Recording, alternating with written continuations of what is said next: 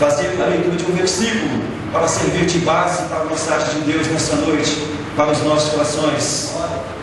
Atos dos Apóstolos, capítulo 9, versículo 31. Atos dos Apóstolos, versículo 9, capítulo 9, versículo 31, em nome santo de Jesus.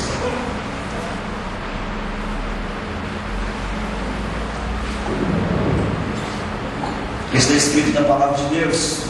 Você, enquanto fica de pé, em honra, referência ao Deus Todo-Poderoso. Atos 9, 31 diz: assim, pois, as igrejas em toda a Judéia, Galiléia e Samaria tinham paz, e eram edificadas, e se multiplicavam, andando no temor do Senhor e na consolação do Espírito Santo. Amém? Vamos assentar, feche a escritura agora, em nome de Jesus. Irmãos, nós estamos focalizando neste primeiro tempo de 2009 o mundo e a igreja. Eu gostaria de trazer nessa noite, dando continuação à palavra que foi ministrada pelo professor da escola bíblica, o José William, na noite de quarta-feira.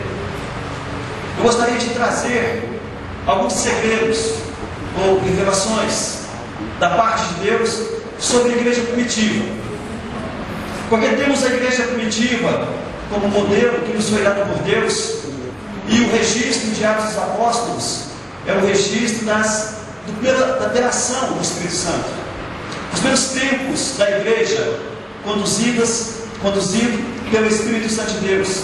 E aqui nós vemos, e eu gostaria de trazer algumas características da igreja primitiva, da igreja de Atos dos Apóstolos, e como isso pode se aplicar à nossa vida hoje, e qual é o impacto que isso pode trazer ao nosso coração, se nós adentrarmos a Escritura Sagrada e avançarmos em Atos dos Apóstolos, para recebermos o sentido de sermos igreja.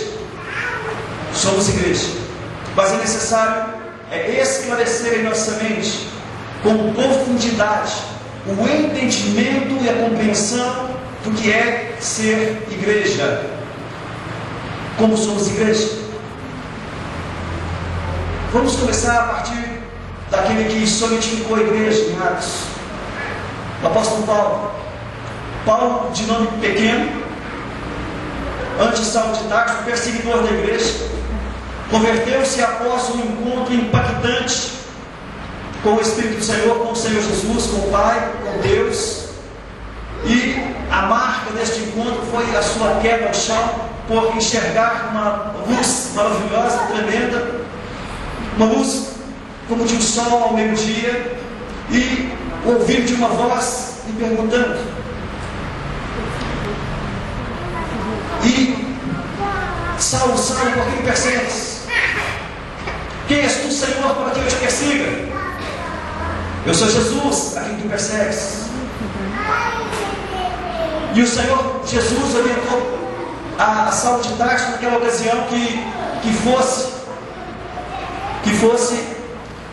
adentrasse Damasco, que ficasse na casa de um certo Simão curtidor, e posteriormente enviou ali Ananias para que após 3 dias os seus olhos fossem abertos e ele enxergasse novamente a luz. E após jejuar esses 3 dias e ter os seus olhos abertos, mais do que os olhos físicos abertos, os olhos do apóstolo, do que seria o apóstolo Paulo, foram abertos. E ele se tornou a maior figura do Novo Testamento depois da pessoa do Senhor Jesus. E foi o principal consolidador como missionário da igreja primitiva.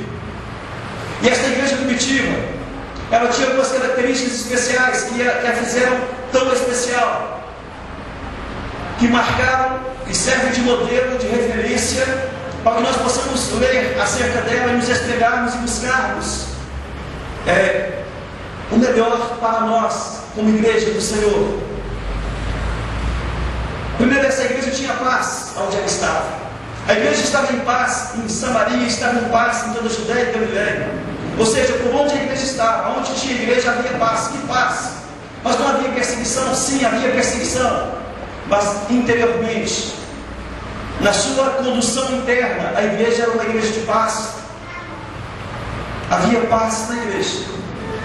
Certamente, queridos, muitas pessoas que atuam como elementos desagregadores, pessoas que chegam na igreja para trazer confusão, para trazer contenda, ou são enviados do diabo e são expulsos pelo poder do Espírito Santo da igreja por meio de oração, ou são pessoas confusas, pessoas que precisam realmente de uma profunda conversão e ou convertem-se ao Senhor, recebem entendimento espiritual e tornam-se segundo o coração de Deus para exercerem e servirem ao Senhor, ou afastam-se da casa de Deus. Certamente nem todas as pessoas que deixam a igreja estão enquadradas nesse perfil em absoluto, mas muitas pessoas que convivem na igreja por um certo tempo acabam deixando ministérios. Não estou falando da igreja da reconciliação ou da igreja A, B ou C, mas do corpo de Cristo. Pessoas não permanecem no corpo de Cristo se não forem curadas. Se não receberem uma transformação do Espírito de Deus, elas não permanecem no corpo de Cristo. Ou são curadas e permanecem para servir ao Senhor, ou se afastam, ou acabam perecendo. Porque a igreja é um lugar de paz. A igreja, queridos, a função da igreja jamais será colocar fardos pesados nas costas das pessoas. Pelo contrário, a função da igreja, assim como a função do Senhor Jesus, é retirar os fardos com os quais as pessoas chegam até a igreja, é retirar os pesos, é aliviar a carga, é trazer a palavra do Senhor, a palavra que liberta, que cura, que regenera, que transforma, que molda o caráter em Jesus Cristo. Por isso a igreja de Jesus, a igreja primitiva, era uma igreja de paz, e a igreja do Senhor Jesus é uma igreja onde reina a paz interior. Estão entendendo? A igreja de Jesus, a igreja de Deus, é uma igreja onde no seu seio, no seu interior, no seu bojo, reina paz. Amados, uma outra característica da igreja de Atos é que era uma igreja que se edificava. Não era uma igreja estagnada, não era uma igreja parada, não era uma igreja morta, era uma igreja viva, uma igreja que estava sendo edificada, uma igreja que estava sendo construída.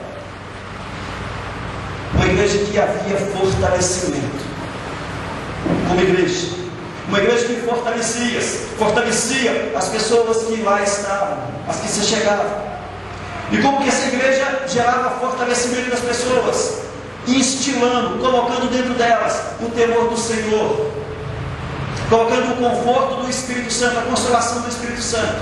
A igreja do Senhor Jesus ainda hoje é edificada no temor de Deus. O temor do Senhor sabemos que é o princípio da sabedoria, de acordo com o sábio Salomão. E sabemos que é o temor de Deus que faz com que nós possamos evitar o pecado. É por temer a Deus, é por temermos ao Senhor que nos afastamos do pecado, que somos fortalecidos ao fugirmos de estados de pecado. Então o temor do Senhor e a consolação do Espírito Santo traz edificação para a igreja, traz edificação para o cristão, porque você como cristão, você é a igreja. Como um todo, juntamente com seus irmãos, você constitui a igreja, parte do corpo de Cristo, que se reúne neste lugar. Mas você individualmente, você também é igreja. Porque o termo igreja, na sua etimologia, que nós conhecemos como eclesia, significa literalmente tirados de dentro de um ajuntamento maior para um agrupamento, para um ajuntamento menor. Isso é o que significa igreja, tirado de um grupo maior para um ajuntamento menor. A igreja é menor que o mundo, obviamente, porque a igreja reside e está no mundo. Uma outra característica que nos foi dada neste versículo, que na igreja do Senhor havia crescimento numérico, havia crescimento espiritual, crescimento interior dos seus membros e, obviamente, havia também crescimento numérico. E muitos são os versículos que apontam para isso, mostrando que aquelas pessoas que professaram Cristo Jesus como Senhor e Salvador, aqueles homens e mulheres que andavam no caminho, eles agregavam pessoas por causa do seu estilo de vida, pela sua forma de conduzir as suas vidas. Então, uma característica da igreja de Jesus é uma igreja que cresce.